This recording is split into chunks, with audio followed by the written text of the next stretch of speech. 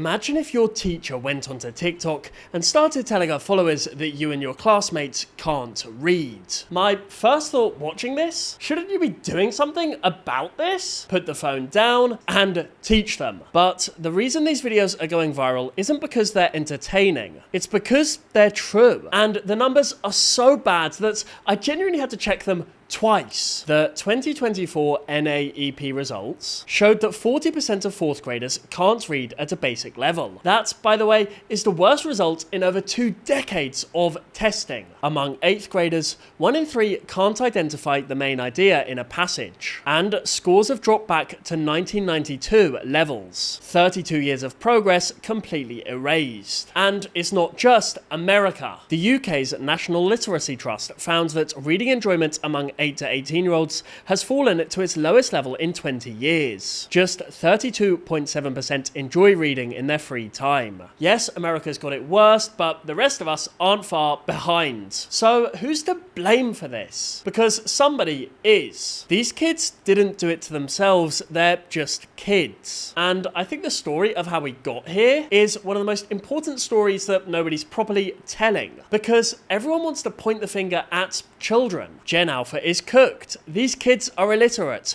They're doomed. But every single cause of this crisis traces back to a decision made by an adult. Every single one. I obviously didn't grow up in the American education system. And even more obviously, I'm not a part of Gen Alpha. But I did spend some time teaching English as a foreign language abroad. And I saw some of this with my own eyes. I also have a 15-year-old sister who is one of the smartest people I know. And she has never read a book for pleasure in her whole life. And she's not lazy and she's not thick. It's this world we built around her just didn't give her a chance. So let's play the blame game, starting with blame number 1, the parents. Firstly, I want to be fair here. Parenting is harder than it's ever been. Working longer hours, less community support, the cost of living through the roof. I get it. Quick reminder to hit subscribe if you're enjoying the video so far. Thank you. But the data on what's happened to reading at home is genuinely shocking. A 2024 HarperCollins UK survey found that only 41% of toddlers are read to frequently. By comparison, in 2012,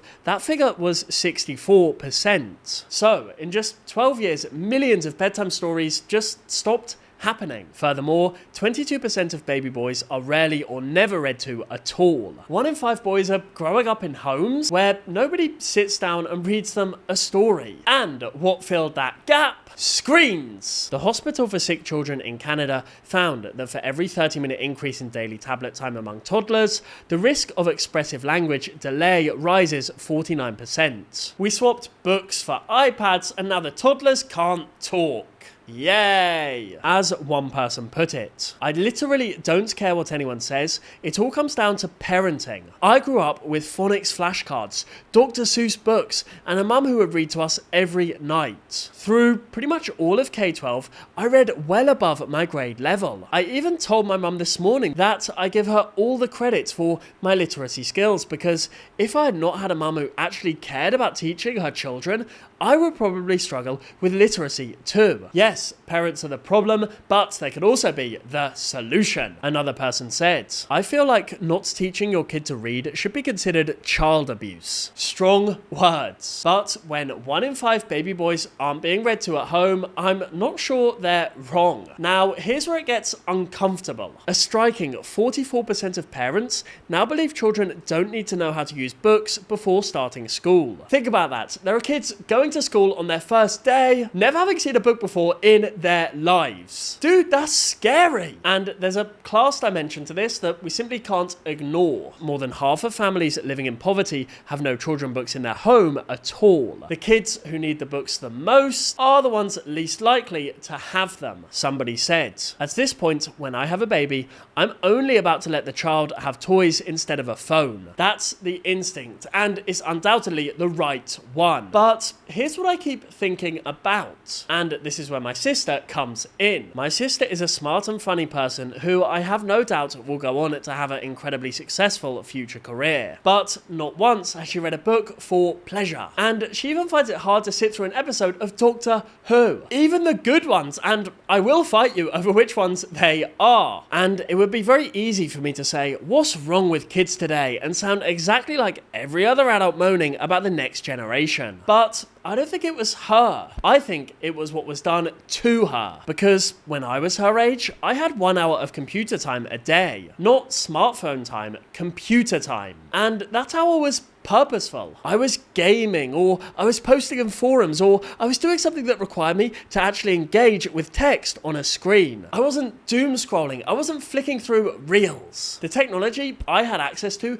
demanded something of me. Hers doesn't. Hers just washes over her. And she's always needed that technology for homework. You can't just take the technology away because the school requires it. Even her smartphone has group chats about projects she's working on. So how do you tell a kid to put the phone down when the homework is on it? And once that screen is there, everything else is one tap away. If you swapped our upbringings, if I'd grown up with her technology and she'd grown up with my limits, I'm sure I'd be the one who couldn't sit through Doctor Who. It's got nothing to do with her personality. That's the environment she grew up in. And we, the adults, we built the environment. Blame number 2, the smartphone. So let's talk about what that environment actually looks like. Teenagers now spend 8 to 9 hours a day on screens. That's a full working day of consumption, and it doesn't include homework. By the age of 2, 40% of children already own their own tablet. And despite TikTok's age policy of 13 and over,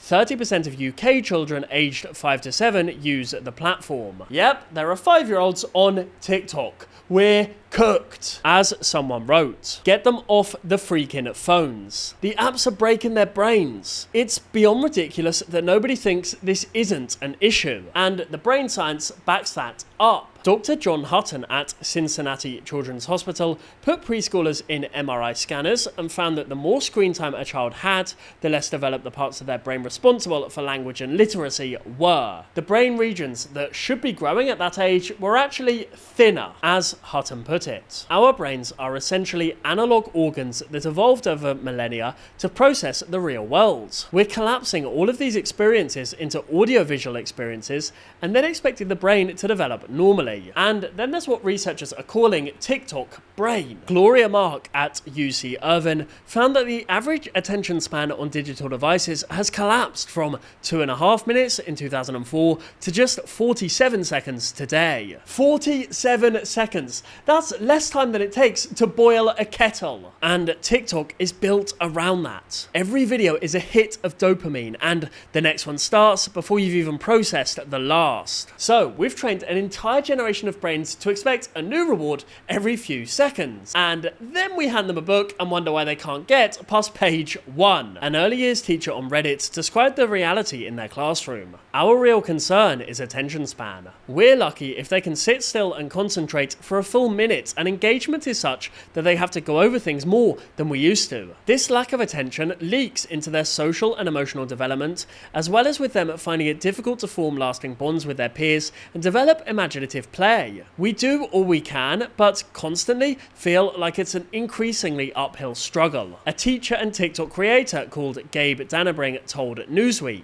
with the way social media algorithms work, students are being fed non-stop content that's not only entertaining but also specifically tailored to their interests. When you're used to content that's fast-paced, visually engaging and highly personalized, a standard reading assignment just doesn't compete. When I was teaching English as a foreign language a few years ago, I was taught, and I taught my students, to read a passage twice before answering comprehension questions. Read it once to get the gist, read it again to get the details. That's how you do it. That's how I was taught to do it. And my students couldn't do it. They couldn't get through a passage once, let alone twice. They'd read 3 lines and then their eyes would just glaze over. They were smart kids, motivated kids. They just couldn't sustain focus on a block of text long enough to actually absorb it. This person said, "I want to curl up in bed and never leave. I'm genuinely scared for our future." As am I, and smash that like button by the way if you're scared too. Someone said, "I'm so glad I grew up with books and Legos instead of an iPad." Me too, mate. Me too. Blame number 3, the death of hobbies. Look, we all know kids are on their screens too much, but what did screens actually replace? Because it wasn't just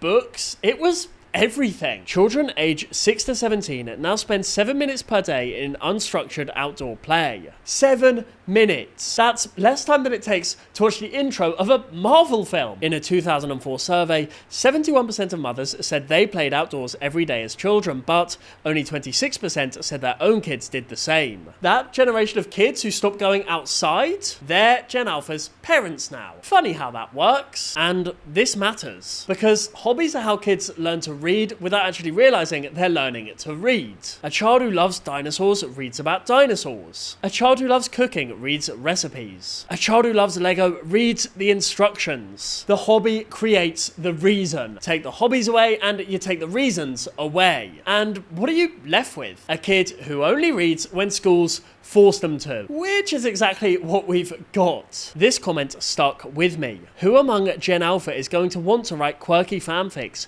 do unique fan art, and other creative things when their imaginations are being hijacked by AI? Yes, it's not just screens killing hobbies anymore. AI is finishing them off. A third of written assignments coming into some teachers are clearly AI generated. A philosophy professor wrote, "I can't assign papers anymore because I'll just get AI back, and there's nothing more I can do to make it stop. Sadly, not writing exacerbates their illiteracy." The MIT Media Lab put people in EEG caps while they tested ChatGPT and found that they had the lowest brain engagement of any group tested. 83% couldn't even recall key points in their own essays. Their own essays that they supposedly wrote. And when they tried writing without AI afterwards, their brain connectivity was weaker than before they started. The lead researcher warned that developing brains are at the highest risk, and she was worried policymakers might create, and I quote, GPT kindergarten. GPT kindergarten. I mean, that's where we're heading if nobody intervenes. Blame number 4, the EdTech disaster. And speaking of nobody intervening, let's talk about what happens when a kid actually sits down in a classroom to learn. Because you'd think that's where someone might catch them. That's where the safety net is, right? Wrong, because the tools that the schools are using are absolutely shocking. The EdTech industry in America is worth over $83 billion. And the platforms they're selling to schools don't teach reading. They test it badly. Accelerator Reader, otherwise known as AR, is in over a third of US schools. It quizzes kids on surface level trivia after they've read a book, not whether they understood the references or connected with the characters, whether they remember what colour someone's eyes were in chapter 3. And the point system is properly mental. Herman Wouk's War and Remembrance, which is basically a very long airport novel, is worth 71 AR points. Homer's Iliad, literally one of the foundational texts of Western civilization, gets 25. So kids learn very quickly that reading long, easy books gets you more points than reading good ones. One parent wrote, "The sparkle left his eye, his face dropped, and he sadly returned the book to the shelf because the book he wanted wasn't worth enough points." We've gamified reading and then been shocked that kids don't enjoy it. IXL is very much the same story. A maths teacher called it a scourge that bakes in flawed assumptions about learning. It scored a 1.1 star average on Trustpilot, which puts it roughly on par with the worst kebab shop in your town. And the Reboots Foundation found that 4th graders using tablets in all or almost all classes scored 14 points lower on NAEP reading than students who never use them. The devices that schools are mandating are making kids worse at reading. I'll say that again. The technology that schools are forcing children to use is making them worse at the thing it's supposed to be teaching them. This former teacher told Newsweek, "I do not think we were ready for the negative impact it would have on learning. We had students who physically could not stop touching their iPads, even just swiping the home screen." Another person said, "My kids are homeschooled because all the kids in their grades can't read and can't do basic math. It's the only way for them to have a well-developed education in my town. It's very sad, but we have a good homeschool community." When parents are pulling their kids out of the system entirely because the system can't do its one job, you know something's gone properly Wrong. Part 5. Blame the teachers. I want to split this into two because I feel like there are two completely different conversations here. There are teachers on TikTok right now with millions of followers who've built entire brands around telling the world their students can't read. Some of them have quit teaching altogether. A former 10th grade English teacher called Hannah Maria filmed a quitting video that got 4.3 million views on X and landed her a slot on Fox and Friends. And the kids you left behind still can't read. But that's not most teachers. Most teachers are showing up every morning to a room full of kids who can't focus, armed with edtech platforms that don't work, and a curriculum they didn't choose. I would say that these people deserve your sympathy, not your blame. A professor with over 30 years experience wrote, "All this might sound like an angry rant. I'm not angry though, not at all. I'm just sad. One thing all faculty have to learn is that the students are not us. Our job is to kindle that flame, and we're trying to get that spark to catch, but it is getting harder and harder, and we don't know what to do." That's honestly tragic, and so is this comment from an 8th grade history teacher in Dallas. "I love my students and my job. I'm not trying to be mean, but I'm genuinely baffled and concerned by what I've seen. This year feels much worse than previous years in terms of cognitive ability. I can teach a kid to analyze, to empathize, to define, and to explain. But I have no idea how to teach a kid to think at a basic level. I feel like I'm in over my head. From my perspective, these seem like good people doing a decent job, but they can't outcompete TikTok for a 13-year-old's attention. They can't undo a decade of screen damage in a 45-minute lesson. So, blame the TikTok teachers who turned children's struggles into content. But don't blame the ones who are still in the classroom, trying. They're fighting a war with no weapons and no backup. Don't blame the kids. I want to be really clear about where the blame does not belong. Gen Alpha did not choose to be handed iPads before they could walk. They did not choose their schools. They did not design the algorithms that hook them in. They did not defund literacy research. At every single decision point that created this crisis, children were not in the room. Adults were. And this is what does my head in. The same adults who built this mess are now going on TikTok to laugh at the kids who have to live it. It's the boomer thing all over again, isn't it? Boomers love calling millennials snowflakes. But who raised the millennials? Who gave out the participation trophies? Who built the housing market the millennials can't afford? You can't set the house on fire and then have a go at the kids for not putting it out. This person said, "I was genuinely shocked when she said they wouldn't read. I remember when I had reading time I loved because I enjoyed reading. And I always remember being sad when teachers told me to pack up. To not like reading is one thing, but to just sit there for an hour and not read is insane." And yeah, it sounds insane. But think about everything we've just gone through. These kids were given screens before they could talk. The parents read to them less than any generation before. The schools put them on platforms that reward clicking over thinking. Even their hobbies got replaced by infinite scroll. And now AI will do their homework for them. And we're surprised they won't sit and read for an hour? Really? A teacher on Reddit said, "As a teacher, I could barely get my students to watch a 5-minute YouTube clip that would supplement my lessons before they would start to fidget, start talking to each other, or take out their phones. They're used to getting their information through short form videos. If the information is not provided within 20 to 30 seconds, 1 minute tops, then they will lose all attention. I don't want to blame the kids too much on that end. I blame parents who park them in front of a tablet or phone since they were 2, as well as the companies who know damn well how addictive their devices are. Tell you what, that teacher gets it." Another put it bluntly, "America is circling the drain much quicker than I anticipated." And this last comment just honestly makes me genuinely sad. I've seen kids literally flexing that they had bad grades. When failing is something to brag about, dude, we have truly lost the plot. Part 7. Solutions that probably won't happen. So, what do we actually do? Well, on the positive side, solutions exist. And the state of Mississippi proved it. The state of Mississippi, dead last in literacy, one of the poorest states in America, passed a phonics law in 2013 for about $32 per student. By 2024, they climbed from 49th to 1st in the nation. The poorest kids now outperform rich kids from other states. $32 ahead. The playbook works. We know from this evidence that it works. But nothing's gonna happen because the adults are addicted too. You can't lecture your kid about screen time while you're scrolling Instagram over dinner. winner. You can't ban phones in schools and then hand a toddler an iPad because you can't be asked with dealing with a tantrum. One person described it perfectly. Casting about for news sites, articles, comments is so ingrained in my hands that for months while I was reading, I would probably every 15 to 30 seconds literally stop reading and feel a powerful urge to do something else. It was shocking to discover just how physical my need to mess around online is and how devastating it is to my attention span